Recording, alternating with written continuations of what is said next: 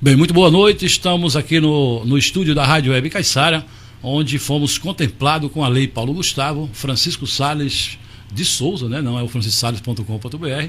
Tivemos a primeiro bloco com o Emerson Leandro, o Messon, onde falamos sobre meio ambiente e sustentabilidade. Esse é um projeto da Lei Paulo Gustavo e Paulo Afonso contemplou muitos artistas e nós fomos contemplados. Eu fui contemplado e tenho essa obrigação de passar essas informações através do meio ambiente, através daqui da Rádio Web Caiçara.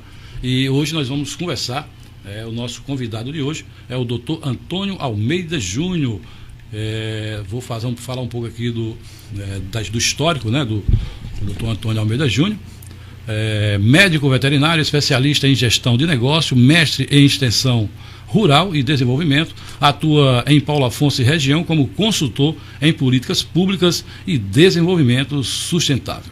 Aqui em Paulo Afonso e região ocupou diversos cargos públicos, foi tesoureiro e presidente da Ascopa, a Associação Comercial de Paulo Afonso, gerente regional do SEBRAE, gerente regional da EBDA, gerente regional da Bahia Pesca. Na capital Salvador, foi diretor técnico da Bahia Pesca, diretor de desenvolvimento agrícola da SEAGRE e da SEAGRE Bahia e superintendente de desenvolvimento da agropecuária do estado da Bahia. Então, muito bem-vindo, doutor Antônio Almeida Júnior.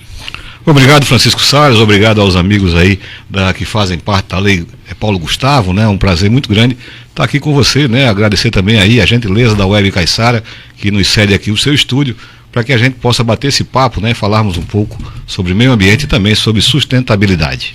Perfeito, Almeida. Então, como eu falei, né? A Lei Paulo Gustavo contemplando aí os artistas que fazem audiovisual, né? Nós fomos contemplados com o videocast, 2 blocos, né, de meio ambiente e sustentabilidade, e vamos agora ao doutor Almeida Júnior perguntando justamente, chegando ao final do primeiro quarto século do 21, não é isso? Quais foram as principais mudanças que aconteceram nos últimos 25 anos na relação meio ambiente e sustentabilidade e quais os impactos sobre as nossas vidas? Almeida Júnior. Pois é, Francisco Salles, nesses últimos 25 anos, né, nesse primeiro quarto do século XXI, né, já estamos chegando aí ao primeiro quarto, né, os primeiros 25 anos do século XXI, então estamos aí no ano de 2025 já, né, então por conta disso a gente tem sentido aí, né, uma série de modificações climáticas que vem acontecendo já há bastante tempo, né, mas se vem agravando a cada ano, né, como por exemplo o ano de 2024 foi considerado como o ano mais quente que já foi registrado temperaturas no mundo todo, né? Então, desde que o homem começou a fazer as anotações com relação às temperaturas, né, o ano de 2024 foi o ano mais quente que tivemos, né? Também fenômenos, Salles, que a gente não via há muito tempo, né, como por exemplo as enchentes, né, que aconteceram há cerca de um ano atrás lá no Rio Grande do Sul, né?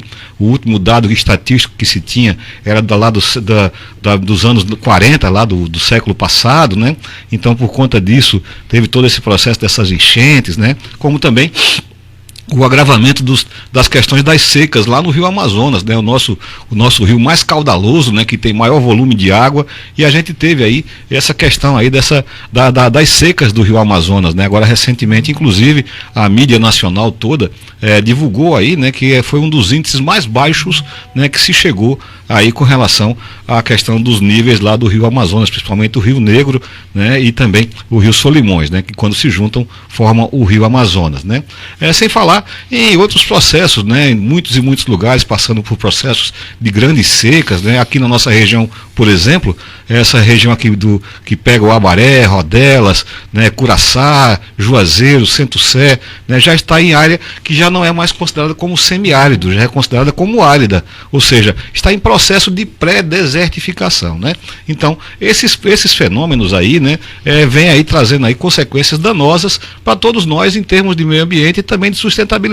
Só para você ter uma ideia, Salles, o Rio São Francisco, originalmente, quando foi discutida e pesquisada a sua fauna e sua flora, encontrou-se 283 espécies de peixe no Rio São Francisco.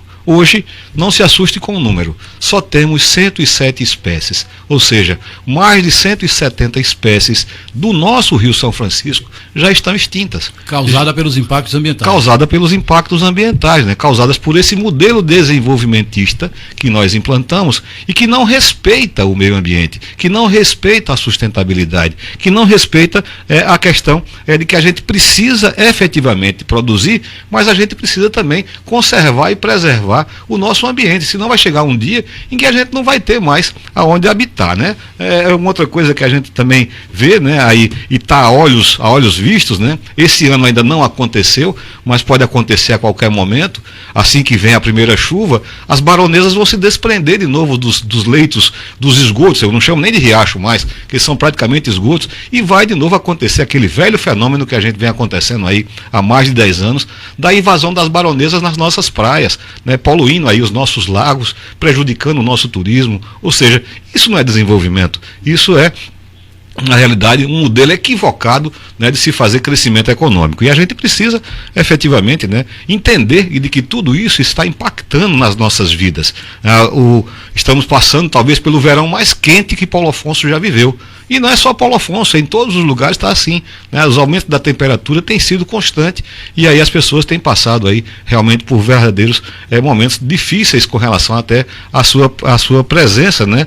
Nos locais, né? Então, muita gente está mudando, inclusive, os hábitos, gente que fazia caminhada no final da tarde está deixando para fazer somente de manhãzinha porque o clima está mais ameno. Então, veja como isso impacta na vida do ser humano, né? Do homem, da mulher, né? Seja ele homem ou mulher do campo, seja ele homem ou mulher da cidade, todos nós estamos sendo impactados de uma forma muito, muito severa por essas mudanças climáticas que aconteceram aí nos últimos 25 anos.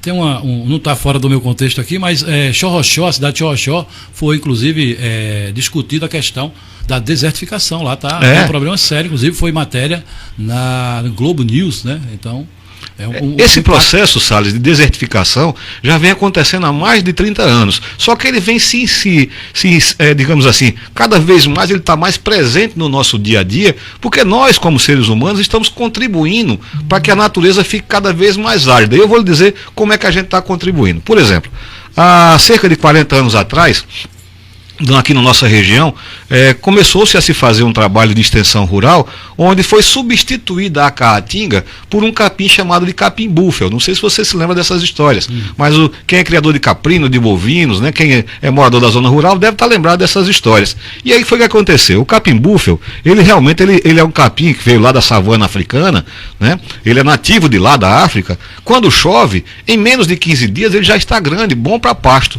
Só que tem um grande detalhe, aqui não chove. E como não chove, nós transformamos a nossa caatinga em verdadeiros campos de areia.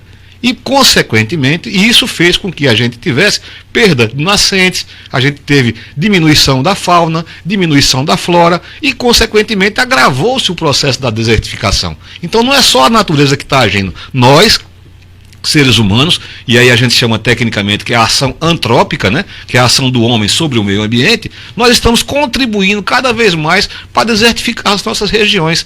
E se a gente já tem dificuldade de chuva, quanto mais desertificar, amigo, cada vez mais vai ficar mais difícil a captação de água. Perfeito, então vamos ao nosso próximo tópico aqui.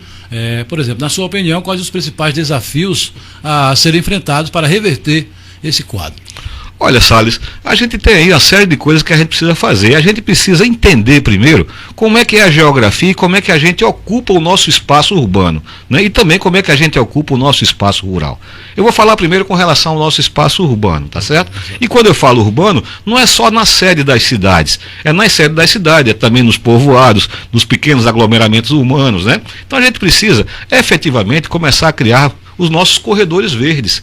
Você vê, Paulo Afonso é uma cidade cinza. Você não tem árvores. E se você não tem árvores, aumenta cada vez mais o calor, aumenta cada vez mais a temperatura. Trocamos as nossas árvores, e você é mais ou menos da minha idade, você deve lembrar que quando nós éramos crianças, adolescentes, era comum nas casas ter quintais, com fruteiras, com muitas plantas, né? Na frente das casas ter jardins. Isso acabou. A nossa cidade virou uma cidade praticamente de concreto, é uma cidade cinza.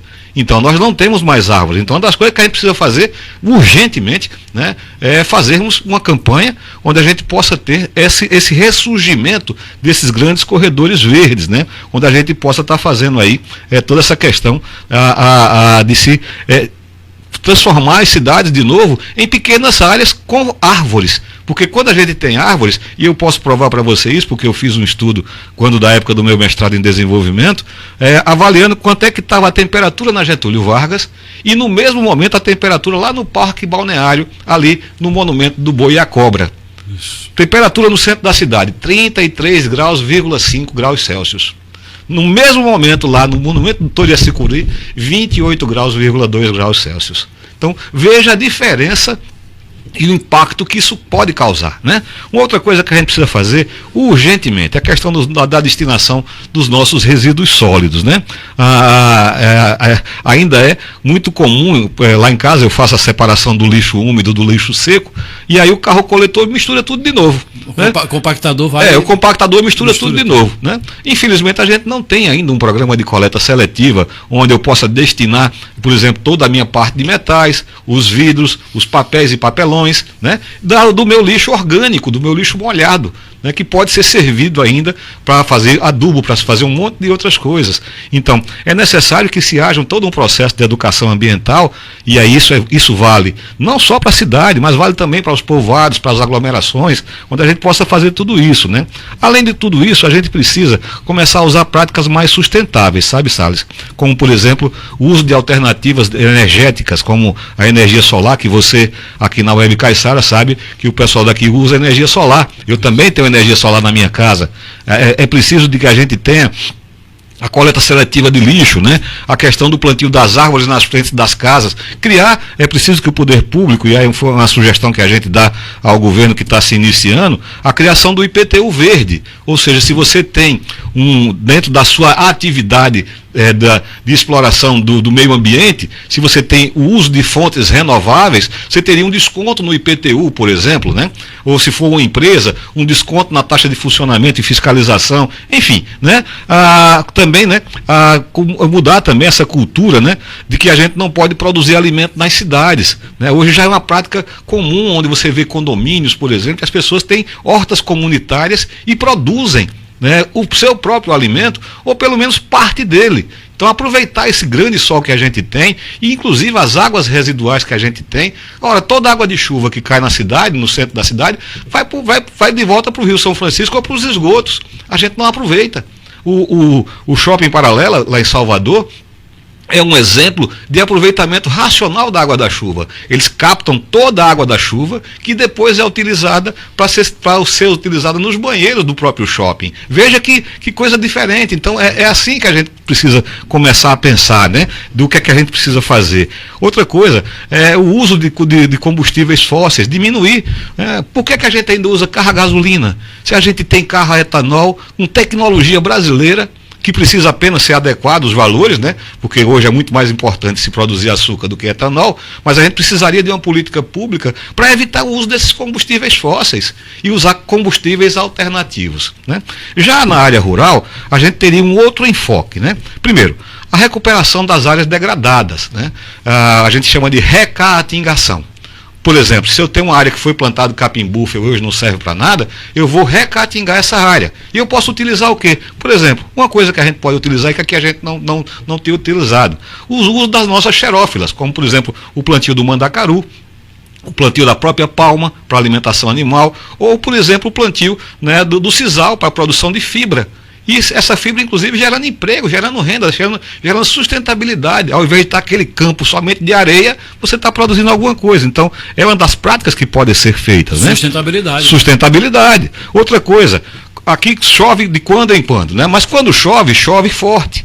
Por que a gente não faz barramento dos nossos riachos, barramento dos nossos pequenos córregos? A cada 1 metro de diferença de curva de nível, faz uma barragem de pedra.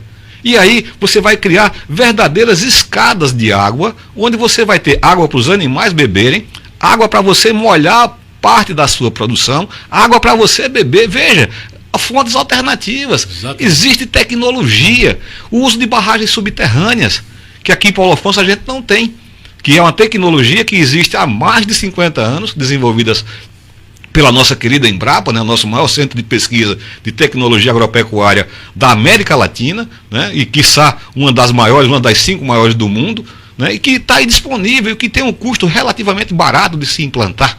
Né, e você tem aí a questão de você acumular água no subsolo. Essa água pode ser depois retirada através de um poço Amazonas, ou mesmo pode ser utilizada até para ser, como ela mantém a terra úmida por mais tempo, você produzir ali o seu próprio alimento e tirar rentabilidade daquilo tudo, né? Enfim, né, o uso de outras tecnologias, como as calçadas, as cisternas calçadão, onde você acumula água e você pode ter sua própria horta e você está se alimentando. Por que não a implantação dos quintais agroflorestais, onde você vai recuperando e ao mesmo tempo produzindo alimento para a sua família, e você vai recatingando a nossa caatinga? Então, são coisas que a gente precisa fazer de urgente, não é para ontem não. Já passou, nós já estamos atrasados relativamente com relação a essas providências que precisamos tomar. As políticas públicas já existem, os incentivos por parte dos governos também, só precisa de que a gente tire do papel e faça acontecer essa mudança. Paulo Afonso, por exemplo, não tem um aterro sanitário adequado. Nós temos ainda a questão do lixão ainda, né? E olha que se você for sair daqui do centro da cidade para qualquer lugar, em qualquer parte da cidade, o que mais você vai encontrar é lixo na margem das estradas, é lixo nas BRs, enfim, é lixo acumulado em vários lugares. Enfim, um total desrespeito ao nosso meio ambiente, né? E falar de sustentabilidade sem falar desses problemas e sem falar das soluções, a gente não poderia falar de sustentabilidade. Perfeito. Houve aí uma campanha no governo, se eu não me engano, aqui em Paulo Afonso, no governo do Paulo de Deus, onde plantaram, teve várias plantas, né? Fizeram um mutirão aí, mas que plantas eram aquelas que nem os pássaros chegam na planta? Pois é, então assim, nesse processo de você transformar a cidade de cinza para verde, é preciso se ter cuidados para que a gente não cometa os erros que foram cometidos no passado. E aí eu vou de novo pedir a você licença para falar de novo da história. Por exemplo, teve um tempo que era costume se plantar algaroba. A algaroba é uma planta que pode ser plantada, ela tem seu aproveitamento para madeira, para a produção das vagens que vão alimentar os animais, não tenho nada contra ela, mas é uma planta exótica da caatinga. Exatamente. E quando você planta ela nas cidades, ela não tem a raiz pivotante, a raiz dela é superficial, vão quebrar todas as calçadas do entorno. E outra coisa, ela é uma planta que embaixo dela não nasce nada. Se você for observar embaixo de um pé de algaroba, você não tem nada. Achamos pouco o erro que cometemos com a algaroba, inventamos de plantar ficus. E aí vem de novo outra questão. Os pássaros não fazem ninho nos pés de ficus, porque é uma planta que não existe na nossa caatinga, é exótica. Achamos pouco, inventamos a história de plantar nim. E aí veio a praga do nim e a gente plantou nim na cidade inteira. Ou seja, o que a gente tem que plantar, Salles, são as plantas da nossa caatinga. Você vê aqui em Paulo Afonso, finalzinho de setembro, começo de outubro, as nossas craibeiras nos transformam em verdadeiros pés de cuscuz, né, como a gente chama, tudo amarelinho, aquela coisa mais linda, a planta da nossa caatinga. Por que a gente não planta caraibeiras? Por que a gente não planta barrigudas? Por que não planta juazeiros? Por que não umburana de cambão? A planta frutífera também é viável? Por que não? Vamos voltar de novo do tempo que a gente era criança, né? Nas ruas e alamedas da Chesp, era cheio de pés de manga, a gente saía do colégio e antes de chegar em casa já tinha almoçado, porque a gente enchia o bucho de manga nessa época do ano. Quando não era manga, era aquele que a gente chamava de azeitona, castanholas. Por que não? Pés de coco, tantos e tantos tinham. Por que a gente não pode fazer isso de novo? Por que a gente não pode fazer da forma certa? Por que a gente tem que insistir em importar coisas que são diferentes da nossa caatinga? Né? Então a gente precisa, urgentemente, né, nos conscientizarmos que nós já temos uma diversidade biológica. O nosso bioma caatinga é riquíssimo. Só que infelizmente a gente não dá valor a ele, né? A gente precisaria ter um pouco mais assim de sentimento de pertencimento com a nossa caatinga e dar mais valor a ele, dar mais sustentabilidade ao nosso bioma, que é único no mundo. Só quem tem caatinga no mundo somos nós. Nós somos privilegiados. Somos privilegiados e não damos valor nenhum, rapaz. Valor, é brincadeira? Que pena. Eu queria voltar àquele assunto no início, com relação ao que você faz em sua residência. Você separa o vidro, você separa, né, o lixo orgânico, enfim. E qual seria a alternativa para o Paulo Afonso para que a gente possa usufruir dessa diversidade, né? Desse material, inclusive uma campanha para que as pessoas pudessem separar e uma cooperativa viesse recolher, porque o carro compactador ele vai destruir e vai juntar tudo e não vai dar resultado, não é isso? É verdade, veja, na realidade é assim, nós já temos alguns embriões de algumas coisas que já acontecem. Por exemplo, o meu lixo metálico e de vidro, né, e alguma coisa também de plástico, eu tenho algumas pessoas a quem eu faço doação e essas pessoas vendem para pessoas que fazem reciclagem, né? Então nós já temos a ARPA, né, que é a Associação de Reciclagem de Paulo Afonso, que é um embrião muito pequena, sem apoio governamental, né, mas que poderia se transformar realmente num grande processo. Existe uma política pública por parte do governo federal em que o município pode aderir a esse tipo de coleta seletiva, mas ele vai ter que ter um caminhão específico. Ele vai ter que fazer um programa de educação ambiental. E esse programa de educação ambiental começa com as crianças, na primeira fase das suas vidas. Porque está dito na Bíblia, se você educa a criança, não precisará punir o adulto, né?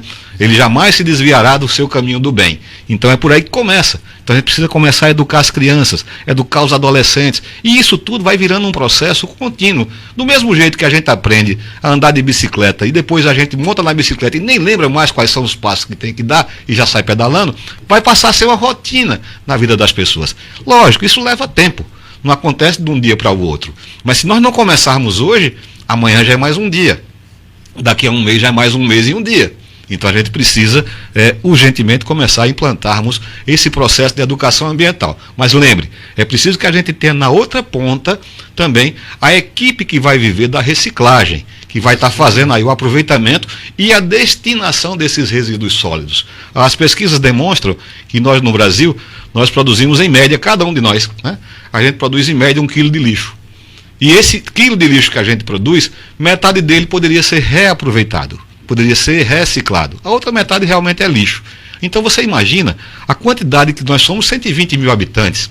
Se a gente levar em conta que cada um produz 1 quilo de lixo, você está falando aí, né, de 120 mil quilos de lixo. Né, 60 mil pode ser reciclado. Então é uma quantidade muito grande. E aí vem plástico, dos diversos tipos de plástico. Vem os metais, os diversos tipos de metais. Vem os vidros, né, e vem o papelão, né, o papel, que pode ser reciclado também. E cada vez que você recicla papel, é uma árvore a menos que é derrubada. Né? Temos que botar na cabeça, né, que o compromisso que o Brasil assumiu lá no passado, né, nos encontros que houve, tanto no encontro de Paris, como também lá na Eco 92, quando o Brasil promoveu aqui. Eu estive lá na Eco 92. Pois é, né, eu tive o prazer de estudar lá, né, não estive presente, mas tive o prazer de estudar, quando a gente se comprometeu de que a gente ia diminuir a emissão de efluentes, que a gente ia fazer desmatamento zero. A gente precisa cumprir com essas metas para que a gente possa, Salles, deixar para os nossos filhos, para os nossos netos, para as gerações futuras, e aí é um compromisso que a gente tem que assumir com as futuras gerações, de que eles vão receber um meio ambiente pelo menos igual ao que a gente tem hoje. Porque o meio ambiente que nós recebemos dos nossos pais era muito melhor do que o meio ambiente que a gente tem hoje. E se a gente continuar degradando, destruindo esse meio ambiente, não vai ter sustentabilidade para as próximas gerações. Perfeito. As gestões municipais, elas poderiam justamente fazer esse trabalho, né, interno, até porque é muito papel jogado fora, é muito copo descartável, e inclusive existe uma possibilidade de reaproveitamento, né, desse material, e começando pela casa, né, acho que Câmara de Vereadores, a própria Prefeitura, as secretarias. Salles, veja bem, é um trabalho de várias mãos. Eu vou lhe contar uma história que eu uso em algumas palestras que eu faço. Né? Uma certa feita, um certo cidadão, ele teve um sonho durante a noite de que se ele pintasse todas as casas do mundo de azul, ele resolveria o problema do mundo, e o mundo não teria mais guerras, não teria mais fome, não teria mais desigualdades. E aí ele foi visitar o vereador que ele tinha votado e disse a ele: rapaz, a gente tem que pintar as casas de azul. O vereador olhou para ele e disse: esse cara deve ser maluco. Né? Aí ele foi conversar com o prefeito, também não teve resultado nenhum. Ele teve a ousadia de conversar com o governador do estado, foi lá e conversou com o governador. Né? E disse a mesma história, né? Que precisava pintar tudo de azul. Né? E voltou depois de 2 anos de muita maratona, totalmente decepcionado, Salles. E aí, o sábio perguntou a ele: qual é a moral da história? Ele disse: é muito difícil convencer as pessoas a pintarem as suas casas de azul. E o sábio perguntou a ele: e qual é a cor da sua casa? Amarela. Ou seja, ele não pintou a casa dele de azul e quer que os outros pintem. Então a gente tem que começar. Você tem que começar a sua tarefa de casa, né? Então, se você faz a sua parte, né, aquela historiazinha do beija-flor, né? O beija-flor estava levando só um pinguinho de água para apagar o incêndio da floresta, mas ele estava fazendo a parte dele. Então, se cada um de nós fizer a nossa parte, o todo vai ficar muito mais fácil de ser feito. É claro, os nossos governantes precisam apoiar, precisam incentivar, precisam acreditar, precisam aplicar as políticas públicas, porque elas já existem, destinar os recursos de forma adequada, né, ordeira, com disciplina orçamentária, para que a gente tenha efetivamente, em pouco tempo, aí quando a gente fala de pouco tempo, é um universo de pelo menos 10 anos, mudar essa realidade que a gente tem hoje. Imagine você, o nosso Rio São Francisco, segundo dados da Embasa, recebe 63% do esgoto de Paulo Afonso tratado. Eu, particularmente, não concordo com isso. Ele é retirado o resíduo sólido de maior porte. O resto é todo jogado dentro do Rio São Francisco. Ou seja, a gente está destruindo o nosso maior patrimônio, que é o nosso Rio São Francisco. 517 municípios ao longo de suas margens. Apenas um faz tratamento efetivo dos seus esgotos. Todos os demais jogam lixo, esgoto, animais, sofás, geladeiras e tantas outras coisas. Qual a cidade dentro do Rio. Só tem uma, eu não lembro o nome dela agora, eu vou ficar devendo essa informação, mas é lá em Minas Gerais, certo. Lá logo no comecinho do nosso velho Chico, né? Enfim, das 517 apenas uma. E olha que o Rio São Francisco é responsável pela vida de 20 milhões de brasileiros que dependem dele todos os dias para viver. Perfeito.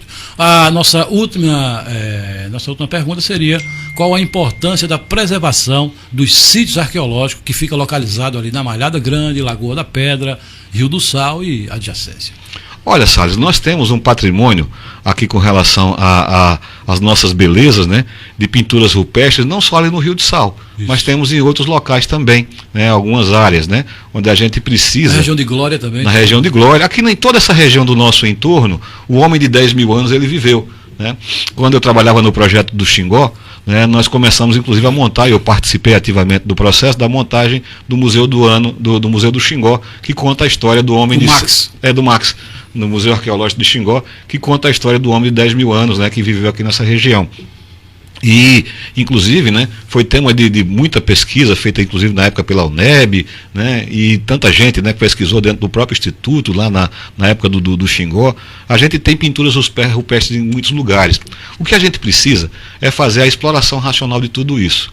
Eu não posso ter, por exemplo, um sítio arqueológico com pinturas ou com gravuras, né, rupestres, e isso não poder ser do conhecimento do povo, da população. Né? Mas é preciso que isso seja explorado de forma racional. É preciso que as pessoas da comunidade se empoderem e se apropriem desse patrimônio, para que elas possam, inclusive, dali retirar o seu sustento. Tem muito turista que quer visitar, mas hoje está impedido de visitar. Então é preciso que a gente tenha a exploração racional. Aquilo que eu disse no começo. A gente precisa produzir, mas a gente precisa preservar. Então, se você vai para lá, tire fotografias, mas não tire nada de lá. Exatamente. Deixe apenas o seu rastro.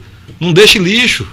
Né? Explore racionalmente, e a gente tem um potencial incrível, e isso pode ser trabalhado para turismo. Isso é conservação, isso é sustentabilidade, é utilizar o recurso natural que a gente tem numa região com dificuldades de geração de ocupação, de renda, de ativação da economia, como é aquela região de Malhada Grande, Rio do Sal, ficando só restrito a essa região aqui mais pedregosa aqui da nossa cidade, e você ter alternativas, através do turismo, de gerar emprego, ocupação e renda. Imagina, o turista foi para lá, passeou, conheceu, fez fotografia, aquele negócio todo, terminou, vai tomar uma água de coco, vai comer um sorvete ali da região, feito de umbu, de murici, de uma fruta da nossa caatinga. E os artesanatos, né? Vai comprar o artesanato da região, que eu tive o prazer de, quando era do Sebrae, né, de incentivar aquela turma, inclusive para padronizar os tamanhos dos tapetes, e está lá todo mundo hoje ainda produzindo, de acordo com a tecnologia e com os designers. Renda de qualidade sai dali, né? De qualidade, inclusive, que é exportada, né, para a França, para o Portugal, para a Itália, né? Então, assim, a gente precisa aproveitar isso que a gente tem. Nós temos potenciais incríveis de fazermos desenvolvimento sustentável através das nossas potencialidades. A gente não precisa, Salles, importar nada, a gente já tem tanta coisa boa aqui. E outra coisa, a gente pode aproveitar também os nossos resíduos sólidos. Me permita só um parêntese. Você sabe quantos quilos de coco, casca de coco, é jogado fora todo dia nesses diversos pontos que vendem água de coco? Tem ideia? Não tenho ideia. Quase que 10 toneladas por dia É brincadeira? E é jogada aí na beira do asfalto, e aí fica poluindo o ambiente. Pode ser utilizado para várias questões, né? A polpa, o líquido, a polpa e a casca, né? Sim. Você pode fazer várias... Uma série de coisas. Você pode fazer estofamento de carro, você pode fazer tapete, pode fazer xaxim, vassoura. Você pode fazer vassoura. E quer ver um detalhe? Você pode fazer briquettes. Esses briquettes são pequenos tabletes de lenha que pode ser utilizado nos fornos das padarias, pode ser utilizado nos fornos das pizzarias, ou ser vendido inclusive para as indústrias de mineração, que precisam de fazer carvão e, nesse caso, não precisariam desmatar a nossa caatinga. Veja Perfeito. Aí, é só você saber Perfeito. O que você tem e querer aproveitar.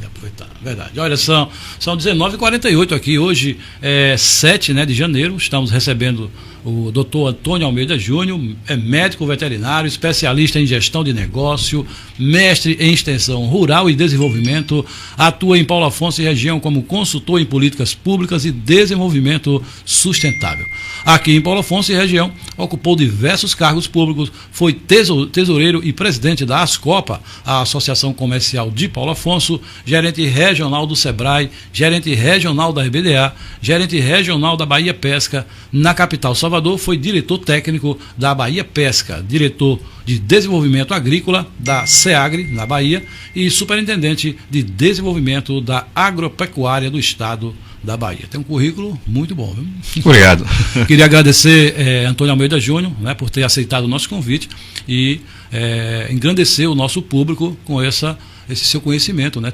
Pode ficar guardado, né? Tem que passar. E a Lei Paulo Gustavo, através, né, desse projeto, que beneficiou vários artistas, inclusive a gente aqui. Então, queria só agradecer mais uma vez e dizer que foi muito, muito útil essas suas informações. Eu que lhe agradeço, Francisco Salles, né, aí, por você ter apresentado esse projeto aí, ter sido agraciado aí com esse videocast aí da Lei Paulo Gustavo, né, para que a gente pudesse, né, aqui aproveitar o ensejo, né, o meu amigo e colega Emerson Leandro, né, o Messon já teve a oportunidade também de trazer também uma série de informações no outro podcast, e eu vim aqui hoje, né, para servir a nossa sociedade, né, porque o meu papel como extensionista não é só ir até a propriedade rural, a gente faz extensão rural de outras formas, inclusive aqui na Web Caiçara a gente tem o prazer de fazermos o Prosa Rural, né, que é um programa de extensão rural todas as manhãs. Exatamente. Mas assim, agradecer a você pelo convite, né, agradecer a toda a equipe do Ministério da Cultura e do projeto Paulo Gustavo pela possibilidade de estarmos aqui contribuindo um pouco para despertar, né, essa questão da sustentabilidade, né, e com relação ao que a gente precisa pensar em termos de meio ambiente. E isso vale não só para Paulo Afonso, sabe, Salles? Vale para Paulo Afonso e vale também para os demais municípios, né? Me sinto lisonjeado de estar com você aqui nessa noite. Nós que sentimos. Olha, queria agradecer a todos os nossos ouvintes, né, e também os nossos internautas que estão conectados com a gente, agradecer ao governo federal, agradecer ao governo estadual, agradecer até a turma aqui, o empenho primeiro do Paulinho da Igreja, segundo do Rogério Xavier, que eles trabalharam bastante para que esse recurso fosse disponibilizado e destinado, né, para as mãos certas, né, para as pessoas que realmente iam trabalhar. E o Paulinho eu falo porque ele ele foi do Conselho de Cultura, né, e ele ficou brigando lá para tentar conseguir, teve muito imbróglio, né, e ele conseguiu, juntamente com o Rogério Xavier. Então, essas duas pessoas paulo-afonsinas que eu quero parabenizar pelo esforço. Muito bem. É isso? Então, olha, estamos encerrando o nosso segundo bloco, o segundo e último bloco do programa Sala de Imprensa, não, do programa Videocast. O cara sempre está lembrando do programa. Programa Videocast da Lei Paulo Gustavo, ok? Fiquem todos com Deus. Fui.